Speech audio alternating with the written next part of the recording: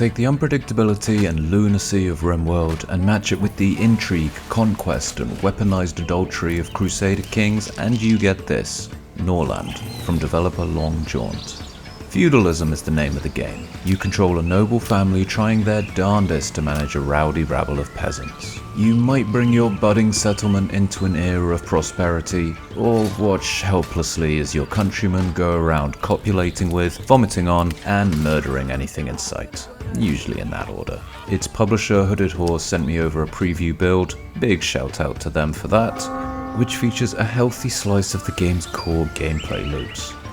Only caveat, it's limited to 25 days of in-game time. How hard can it be to get a functioning medieval settlement that lasts for 25 days? Turns out, very.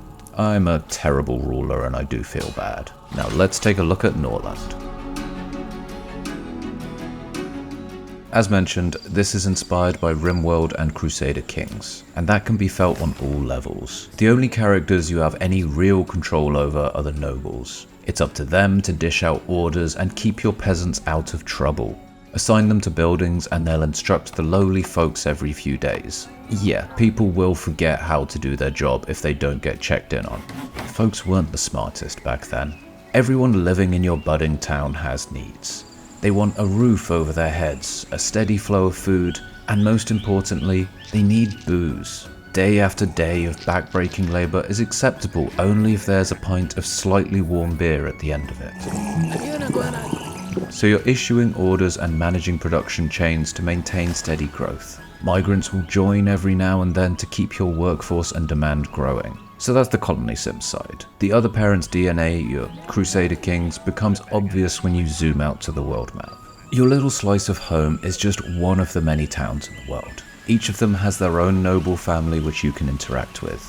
Order diplomatic missions, go hunting with the patriarchs, forge trade alliances, court their daughters. Through the art of diplomacy you can build bonds with these families and grow your sphere of influence.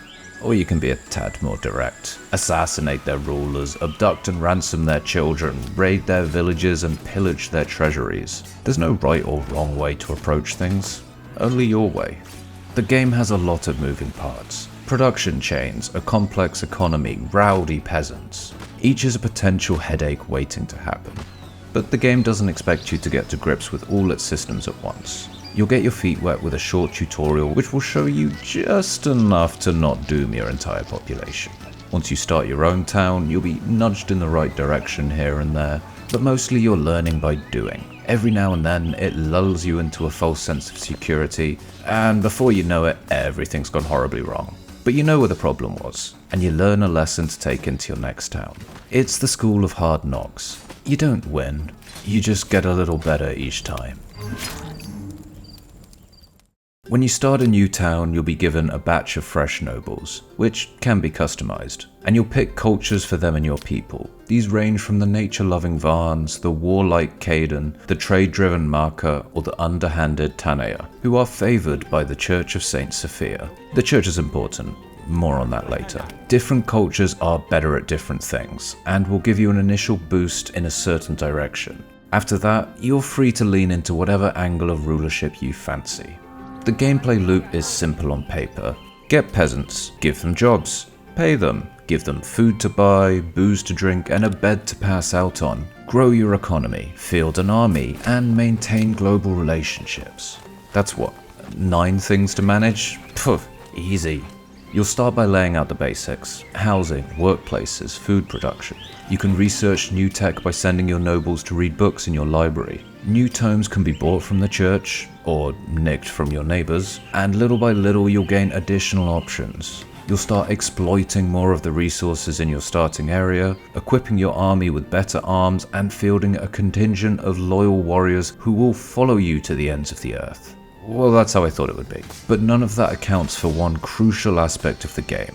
Sometimes people just don't do what you tell them. Your population aren't just mindless automatons. You can't just tell a worker, "You're a farmer now," and they'll be happy with that for the rest of their life. They'll need clear instructions from a noble, and they'll need checking on every few days. You pay them a wage to ensure they can buy food and drink, but they might gamble their paycheck away in a game of dice.